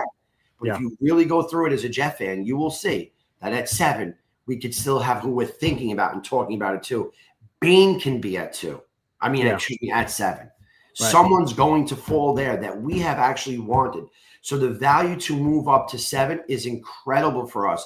And to use Breece Hall in that trade, hopefully, if we don't, okay, and Breece is staying, then we go and try to get 7. It's so valuable. Can you imagine leaving this draft with Arvell Reese and Caleb Downs? That'd be insane. So here's a trade offer. I was looking at the numbers. Here's something the Jets could do. Okay, so they move up from 16 to 7. They give up 44 in Breece Hall, and they get back the 7th overall pick and the Washington's 3rd round pick, 71. So 16 and 44 for 7 is not a fair swap according to the value chart. Washington's giving us a little bit of a discount. Obviously. So instead, we flip over Breece and they give us back the 3rd. They win a little more. We get value for Breece Hall as it pertains to that, and then that can be included in the thing to make up the difference. And we still get something back. We get that 3rd round pick, and then so we'd still pick 2, 7, 33, and now we have a 3rd round pick at 71. So I think that's the proper combination of sort of messing around. That may anger some people, but I think that's a way to do it. And you always have Lou, who do you target as the running back that we're going to bring in to replace Breece? Oh, very simple. Washington or Price. Yeah. At 44. Okay. Or excuse me, if you trade back 33, you're going to get an extra pick between 33 and let's just say the 2nd round. Correct. Washington and Price could be there too. I went through this 1,000 times, and I just think, imagine when you left with, let's just say we do any one that, so Philly likes Sonny Styles. He took Sonny Styles at 2 and David Bailey at 7. This is just crazy. We could really, these are game-changing guys. And I understand some really great guys could fall at 16, but to me, the real line is like 10 of where the great players are. And we need big game changers. Yes, and also we have so many picks that you just can't be like, all right, we could just fill holes. No, we have a lot of picks. Some between our picks this year, between next year, and between the way that Muji trades, we have too many players. The roster can only fit so much. So I believe using a picks to move up or using a player like, let's say Sherwood, or maybe they do trade McDonald if they're going to go after Bailey. I don't know. I love McDonald. I don't want him to leave. Yeah, me either. 7 is basically another 2nd pick for us. We're like, 100%. We have home run hitter. Incredible. It really is, because we've talked about those guys at 2 all for these last few months, we've talked about the same guy. I guarantee you at the end of this draft, at 7 is going to be someone that like, oh, we were talking about him at 2. Yeah. So that 7 pick is crazy for us. And lastly, I do not want to go into the draft this season with Tyrod. I traveled down with 40 buddies to Tampa Bay and met up with another few hundred Jet fans at the Southern Florida Jets crew. Then we had to watch Tyrod. And I don't want to do, as a Jet, you got a Jet fan, you have to know that whatever quarterback is on our roster is going to end up playing. That's true. So let's not even kid ourselves and think that we want to go into next season with Tyrod. He's a great guy, great mentor, great locker room, friends with you. Let's do better. But I don't want, I plan these trips in advance. I go on trips with Jet fans. I meet other Jet fans there. Yeah. I don't want to go start planning before the season. And when I get there, it's Tyrod again. Like people actually bailed out of the trip. We had so many people coming, and when they heard Tyrod, like, I'm not going. They're just going to lose anyway. And I went. But so do you like JJ? You like JJ McCarthy? I don't. I think you spot on. Which you could take Drew Aller and make him. So definitely, I think Frank likes somebody. Frank likes some one of these rookie quarterbacks, and I do not think that he came to this team and said, "Yeah, I'm going to coach up Geno Smith." Right. And we have a great quarterback coach. And now we should have better off leaving London if we were going to just stick with Geno, help him run. Right. So in my mind, they're planning a rookie. I don't know who that rookie is. As a deep rookie, I like Cole Payton, but I love Ty Simpson. I would try to get Ty Simpson if we can. I'm with you, Tank, for Ty. I'm with you. But I don't like JJ now. The deal that Miami made this week with Denver, I think also creates another problem for the Jets because Miami has needs everywhere, just like we do. And Miami's going to be at number 30, which will be 2 picks before us, or 3 picks before us in the second round. So the Jets may have to trade up from 33 to get into the first round to get somebody that they really want as well. Well, either way, what we need to make sure is that we vote for Lou B, baby, and make sure we get those votes in. And we'll be supporting you like nobody's business today, Lou. Thank you, guys. I appreciate your time. Have a great day. You too. There he is. Lou B, Super Jets fan, joining us. All right, let's keep going through our callers here. We have a bunch of people that want to get on the show before we sign off. Let's go to Generic Mike up next. What's up, buddy? Hey, how you doing? Hey, great. Thanks for calling in. Good morning. Good. Good morning. I was the one that Connor Hughes was replying to on Twitter, but I want to say I don't want JJ McCarthy for all the points that you guys made. Yeah. So you know what's funny? You're like the anti Mike McCagnon. You know the viral picture of him on Twitter with like 12 Dunkin' Donuts coffee cups on his table. It's amazing that you never tried coffee. It's not like shawarma, something you have to go out of your way to seek. There's a coffee store on every corner of the street, but you like I will say it is crazy because like I've been driving everywhere I drive, to your point, there's a coffee shop and I see like the lines backed up the wazoo, like people will like throw their first child in a well to get like in a quicker order at Dunkin' Donuts. It's just crazy because like for me, nothing. I drive by Dunkin', I'm just like and just keep driving. Don't even think twice about it. Starbucks or any of these places. And I just live my life. But it's crazy that on one hand, someone could be like, oh my God, coffee. Like Mike McCagnon and his 30 cups. And then me, I just like, yeah, I'm good. Thanks. But it's just weird. Yeah, it is crazy, this world we live in. So I'll just hit you guys with a couple of quick thoughts. I hate this Tanner McKee dialogue. I truly do, because the man played well in the preseason. It's like, did we try to trade James Morgan for a 4th round pick after he threw the Hail Mary against the Packers? Like, you know what I mean? It's crazy. And so Diana Rossini, who I know people don't really care for, but she's an accurate reporter, in my opinion. She stated that I think it was a couple months before the college football season ended, when you had Dante Moore talk and Ty Simpson doing amazing. She said that the Eagles were interested in taking a quarterback highly, whether that's a 2nd round, 3rd round. Yeah. So you remember, why would they do that if they were deeply in love with McKee anyway? So I'm starting to think that it's more of a media creation rather than anything else. It feels like it's like, what, he has 2 starts. What are we talking about? And it's funny, I've never heard someone use it that way with one of our Jets, Chris Strevler.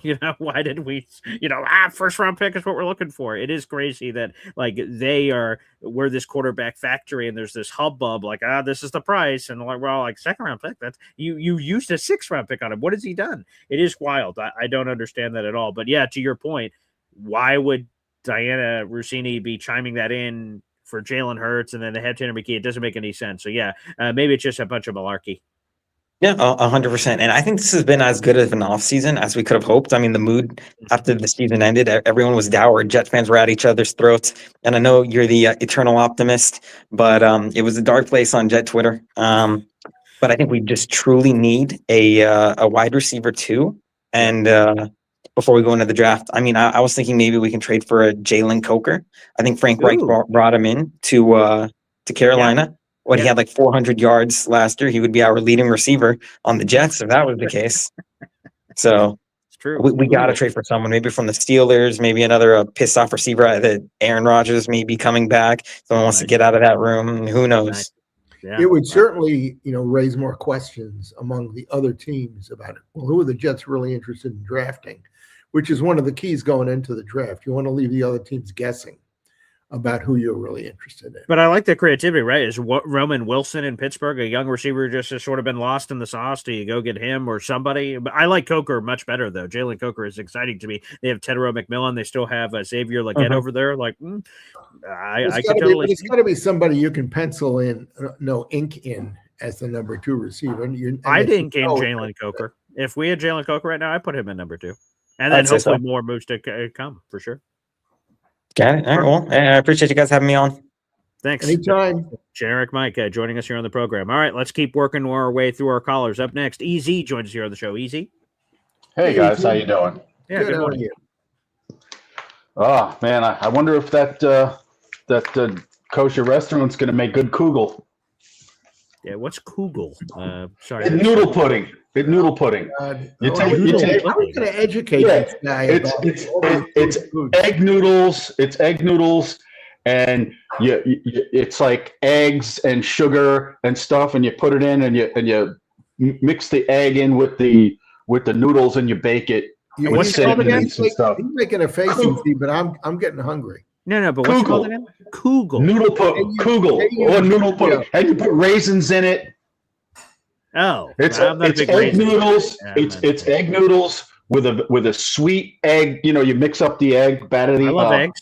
Sure, I'm an egg guy. Eggs. I don't know if there's some other stuff you mix in it, but I know it's egg and some cream and some sugar and cinnamon, and then you mix it in with the. You cook the egg noodles and then you put it in there, and then you put it in a big pan and you bake it. Okay. Some people, I like it with the raisins because it adds that little bit of sweetness. Okay, I like that.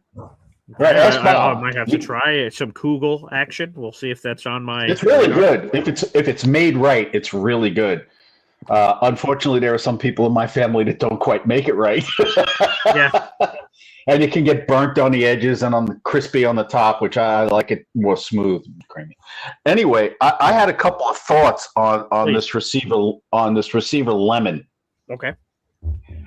As we know, the best players in the draft are often, unless there are trades and a good team get during a trade in a year or two or something before, wound up with a really good draft pick. A lot of times these best players in the draft wind up on, let's face it, the shittiest teams in the league. Yeah, naturally, right. I wonder sometimes, if a guy really doesn't want to go to a shitty team, would their management staff or their agent say, well, if you act a little bit weird, maybe someone won't take you, and then a better team will then take the flyer on you, and then you wind up on a better team. There could be some gamesmanship with Lemon doing that, because I saw what he looked like on that interview, and he was like Adam Gase all over the place. I mean, he had the wild. Who was he interviewing with? It was a press conference. Just a press conference during the combine, and he looked like he was insane. Yeah, I would say this. That's an interesting theory, Easy. And again, maybe there's some mad scientist to it. To your point, you could get to a better team. But boy, there is a big difference in your millions of dollars being picked 10th versus 20th or 10th versus 25th. But not. So it's risky. But not if you're betting on yourself. No, of course that you think you're playing the long game and you're saying, hey, I'm not just trying to get a bag right now, and then after my rookie career, I go off and be a construction. I want to be in a good team with a good quarterback and a good offensive line and a good running game, and this way I can bolster my numbers in my first 2-3 seasons, even if I'm a first-round pick. And after that third year, you can renegotiate, and getting picked 7th may not be as good as getting picked 2nd. But getting picked 7th in the top 10, you're still going to make some jack. Okay, that's just a theory. It's just a theory. Yeah, it's creative. I like it. All right. What else do you have, Easy? The other thing I was like, if the Commanders needed a running back, and what pick did you say they had? 7th overall. Why don't they just take Love if he's there? Just take him. I don't know if he's going to be there. At 7? Yeah, I think he could go. He's the betting favorite right now is him to go 4th overall to the Tennessee Titans. Is the betting favorite right now? Oh, you think Salah wants him? Well, yeah, that's what the betting odds makers are saying. Yeah. Okay. Well, what if the Jets, just for shits and giggles? Now, I'm not saying they're going to take this guy. All right. But if they really want him, Tennessee, and the Jets say to Tennessee, look, we don't trust Brees. I'm not saying that they do or don't, but they talk. It's an idea. But, Muji talks to their GM and says, I don't think we're going to be able to sign this guy to a contract that's going to be friendly enough to us to risk it. Like he might want $13 million a year, and we're only willing to give him 11 a year or something like whatever it is, the story is. Sure. And they say to him, we really are thinking about taking him. If you make us a reasonable offer for a trade where we trade back to 4th and we let you take 2nd, do you think there's some gamesmanship that could work in them doing that? Tennessee, I can confirm, was interested in signing Brees Hall as either a transition tag, franchise tag, or as a straight up free agent.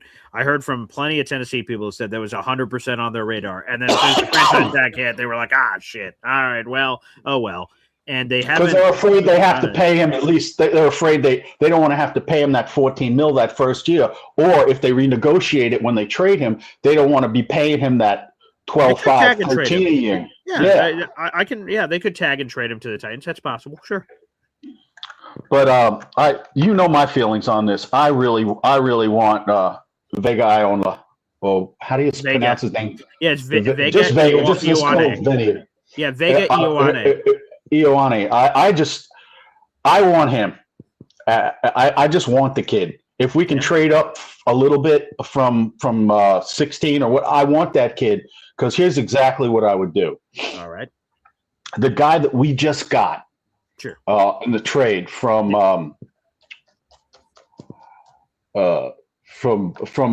the Vegas, the guy we just got from Las Vegas. Oh, the signing, Dylan Parham. Yeah. Yes. Parham. I'd put Parham at right guard. Okay. He's played right guard before. I'm going to put Parham at right guard. I'm going to move Tippmann back to center. Vega left guard. Now we have Vega left guard. Now we have our really good backup who is playing our starting center. He's our backup guard. I like that. Okay. He is our backup guard, and he's a guy at a moment's notice you plug him in, and he's a starter in this league, and he's very adequate. I'm not talking almost that. He's very adequate. He can play solved the offensive line, Easy. You just fixed the offensive line. That's it. It's finished now.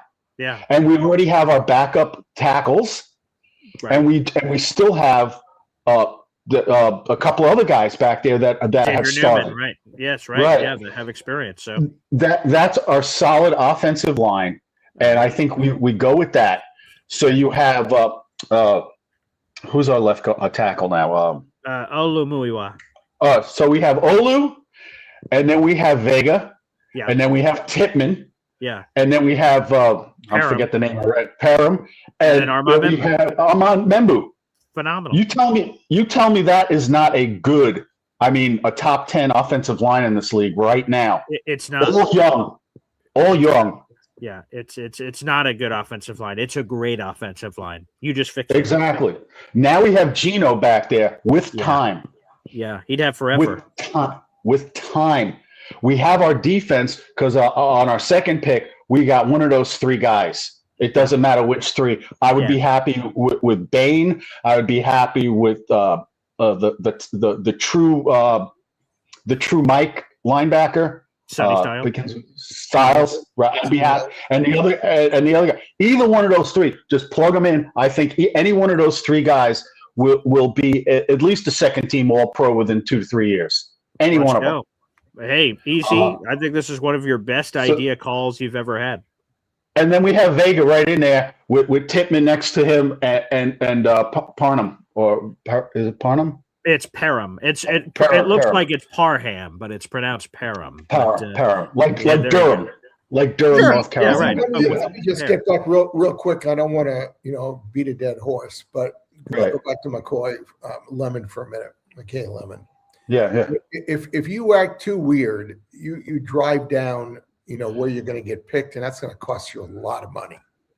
But I don't think. But if the goal is not to be on a shit team, I'm just saying it's a theory. I mean, you look at if you look at what's going on in the where people are writing shit down. Why am I forgetting words? Am I getting fucking Alzheimer's or something? If you look at the chat, people are going to be saying Easy's fucking crazy. But remember this, guys, in the chat, I just bring up scenarios. That's what I do. Yep. I don't believe in any of this shit as serious. I'm just said, what if?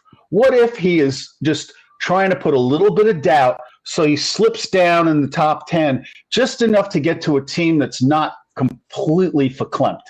Yeah. Hey, this is why you're one of my favorite callers, EZ. Yeah. You're one of the best. And by the way, Daniel Jeremiah doesn't have Vega going in the top 16. Okay, and that's one of his favorite players in the draft. So we'll see if any trade up is even necessary. Let's keep going on the phone lines. This is one of our new guys. Knowledge the Jedi is back, baby, for round 2. What's up, brother? Good morning, Knowledge. Not much. I feel that I'm totally against making any trades to get a backup quarterback because I feel in the 4th round at 103, we could land our backup quarterback there because we're not drafting a guy this year to be the answer. We're drafting somebody. We can't draft nobody in the first 2 rounds. Those 4 picks got to be key players under a rookie contract that could help the team as a whole. We could get in the 4th round. We could get Beck. Adler could fall because of his foot situation. We could even get that kid Peyton from North Dakota. We could get Green. All these guys are projects. The only one that has a lot of collegiate history is Beck. And Beck is already like 26. He could be a backup quarterback right now. Yeah, he's old. Yeah. You know what I'm saying? So, and he has experience. He could do check down, read the defense. He has a lot of experience going against these guys. Now, when it comes to the 1st round, we could easily go and manipulate the rest of the draft, depending on whoever we pick at 2, because it could offset everybody. Yeah. It could offset everybody. We could go get Sonny Styles. We just offset the Giants. We could go get Love. We could offset everybody who needs a running back. And now they're scrambling. Yeah. Trying to trade. Because you never know. You could get a same-day draft trade. Let's say we take Love. He's the most electric offensive player. Let's say we take him at 2. You know how many people are going to be calling us trying to trade to get him after we just took him at 2 because we have Bryce, and they're going to be like, well, are you dealing Bryce? Like, what's going on? Da. That's still a 1-2 punch. Let's say we get Love. We could put him in the slot. He could play receiver. He could catch the ball.